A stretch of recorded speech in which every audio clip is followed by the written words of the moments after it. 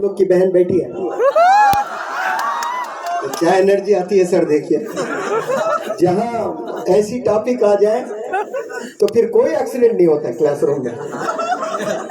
Imagine करें मैं शुभमन गिल हूं और स्टेडियम में सारा बैठी हुई है और मैं स्टांस लिया हूं। स्टांस पता है ना, ये जबरदस्त क्रिकेटर है, हम लोग क्रिकेट भी खेले बहुत। स्टांस खड़े होना होता है।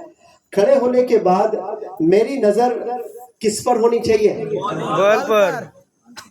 बॉल पर नहीं, सारा नहीं, वहां तो डेथ हो जाएगा भाई। बॉलर के उंगलियों पर होनी चाहिए।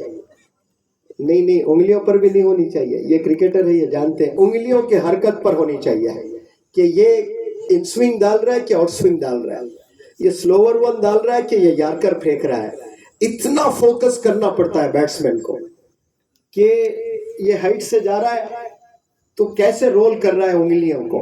अब वहां बैठी है आपकी बहन सारा, और शुभमन गिल डिसाइड कर ले कि मैं, मेरे life partner, my heart throb, the most gorgeous lady I have ever seen in my life, उसको देखकर बॉलर वहां है, मैं वहां देखकर खेलूंगा तो क्या होगा? गिल्ली उखड़ जाएगी। कितने खूबसूरत लड़कियां होती हैं स्टेडियम में।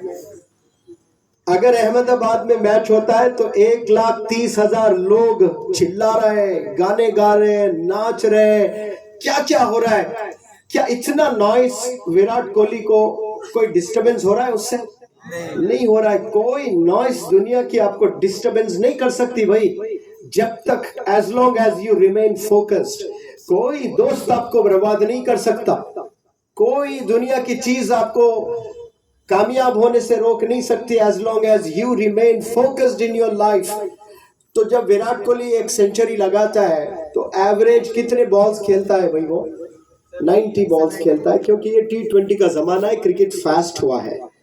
मान के चले 100 बॉल्स खेलता है। अगर वो अभी तक 70 सेंचुरीज लगाए तो 70 सेंचुरीज में कितने बॉल्स खेले होंगे, या होल करियर में कितनी दफा वो फेस किया है, उतनी दफा उसकी नजर कहाँ है?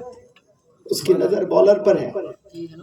कौन लड़कियां आई हुई है, अनुष्का बैठी हुई है, उसको देखकर मैं एक 6 लगाऊंगा, नहीं लगा पाएंगे, फेल हो जाओगे। इसीलिए कहता हूं फोकस, नजर टीचर पर होनी चाहिए आपकी। जो पहला स्टेप है ना, ये क्रिकेटर्स कामयाब क्यों है? क्योंकि उनकी नजर बॉलर पर होती है, तभी जाकर वो खेल पाएंगे, वरना नहीं खेल पाएंगे।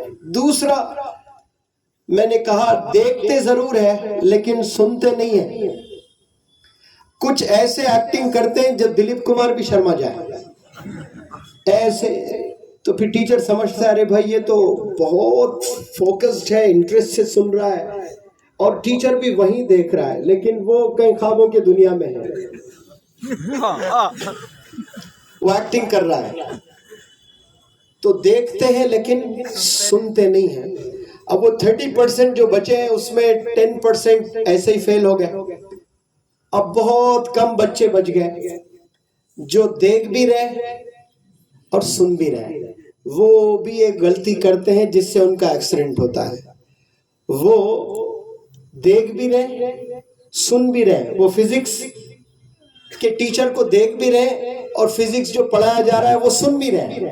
इसी तरह केमिस्ट्री, ऑर्गेनिक, इनऑर्गेनिक, बॉटनी और क्या क्या सब्जेक्ट्स आप सब लोग पढ़ते हो, टीचर की तरफ नजर भी है और कान भी दौड़ा रहे हो आप। इसके बाद भी एक गलती है, वो क्या है, समझने की कोशिश नहीं कर रहे हो। जैसे यहाँ के नौजवान बच्चे हैं, यहाँ शायरी बोली जा रही थी, वाह वाह वाह वाह बोले हैं, वो समझे हैं? नहीं समझे हैं, खाली ऐसा ही वाह वाह बोले हैं।